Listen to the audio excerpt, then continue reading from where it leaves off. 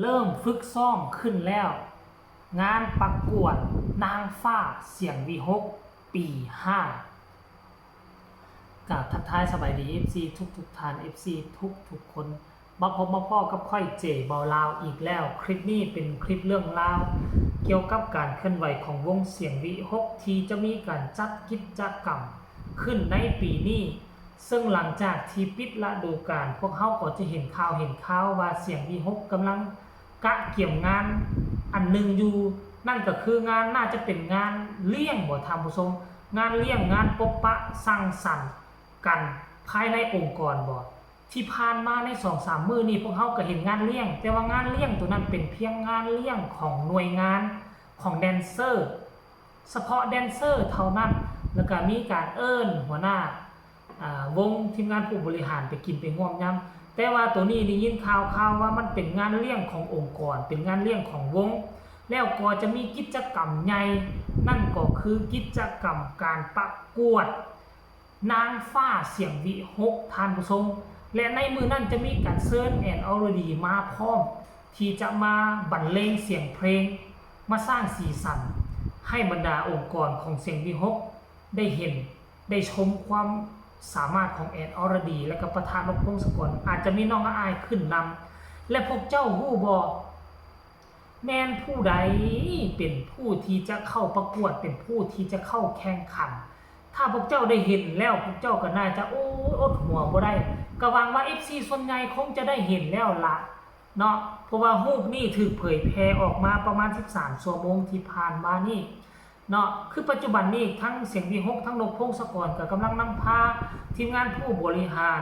ไหว้ศาลปูตาประจำสำนักงานของเสียงวีหกนั่นเองเนาะแต่ว่าจะไปฟังข่าวตัวนั้นรอท่าอีกคลิปต่อไปก็แล้วกันคลิปนี้เอาเรื่องเป็นตาน่าสนใจมาทรงสากลท่านผู้ชมผู้บอกผู้เข้าแข่งขันรักผู้เข้าประกวดรักคือไผ่มันคือไผ่นี่คือผู้นี้นี่เองเนี่ยเหมาะสมที่สุดกับตำแหน่งนางงามวันผู้สูงอายุประจำปี 2568หนึ่งในนั้นก็มีแทนเห็นบ่ไผเป็นไผแล้วมันเนี่ยมีบอสนุอยู่เครื่องกลางบอสนกอยู่ด้านขวามือและอีกคนหนึ่งเพิ่นชื่อว่าจังไดเนาะอันนี้ก็เป็นอีหยังก่อนท่านผู้ชมเนี่ยหรือว่าอันนี้เป็นสายสะพายกับมงกุฎที่จะเอาไว้มอบให้กับ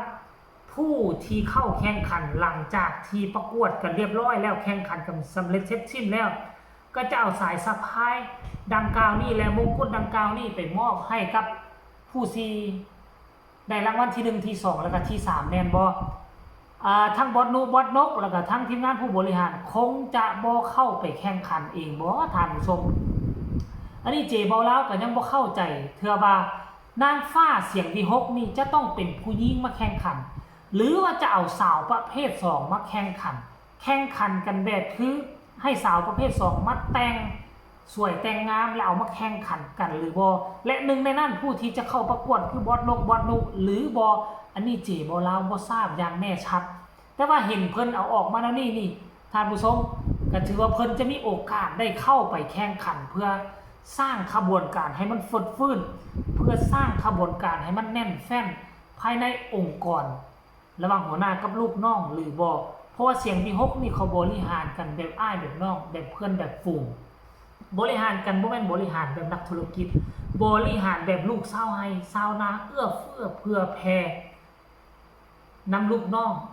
หัวหน้าบางครั้งคราวก็ต้องได้ฟังลูกน้องคือบอสนกพงศกรได้กล่าวเอาไว้ในมือกินเลี้ยงทรงของแผนกแดนเซอร์นั่นเองเดี๋ยวคลิปต่อไปเจบ่แล้วจะไปเอาเรื่องนั้นเอาคลิปนั้นมาเว้ามาว่าเมื่อเฮ็ดเป็นข่าวอีกคลิปนึงก็แล้วกันท่านผู้ชมเนาะค่อยได้ฟังคลิปนั้นแล้วค่อยก็ทราบซึ้งใจร้ายเนาะนกพงศกรโอ้ยเพิ่นก็บอกว่าบ่แม่นว่าถึงมาเพิ่นจะเป็นแดนเซอร์แต่บางแดนเซอร์บางคนบางท่านเขาก็มีประสบการณ์หลายกว่าเฮาต้องได้ฟังเห็นบ่ละว่าน่ะแม่ ม้กระทั่งเราเป็นหัวหน้าวงเราก็ต้องได้ฟังแม้กระทั่งแดนเซอร์คนเฮายุคทุกมื้อนี้เขาเอิ้นว่าหลานสอนปู่บ่แม่นปู่สอนหลานคนอยู่ตำแหน่งที่น้อยกว่าตนเองแต่ประสบการณ์ชีวิตเขาหลายกว่าหัวหน้าวงก็มีเพราะฉะนั้นหัวหน้าวงก็ต้องได้ฟังการที่ฟังเขาบ่ได้เฮ็ดให้ธุรกิจเฮาเสียหายอีหยังฟังแล้วเฮาก็ไปสำนึกตรึกตรองให้มันดีๆสิ่งที่แดนเซอร์ท่านนั้นเว้ามันเป็นจริงบ่มันมีโอกาสเป็นแล้วนั้นบ่มันมีโอกาสที่จะให้ผลกระทบวงของเฮาบ่เพราะฉะนั้นการที่ฟังบ่แม่นว่ามันเป็นสิ่งที่บ่ดีมันเป็นสิ่งที่ดีที่สุดฟังเอาไว้อันใดดีเฮาก็อันใดบ่ดีเฮาก็เอาทิ้งไปเพราะฉะนั้นหลายคนหลายพื้นที่สิ่งที่เขาได้ไปมามันอาจจะบ่เฮาอาจจะบ่ได้ไปเพราะฉะนั้นเขาได้ไปมาเขารู้เขาเห็นสภาพตัวจริงในบนหันแล้วเขาเว้ามาเฮาก็ควรจะฟังเอาไว้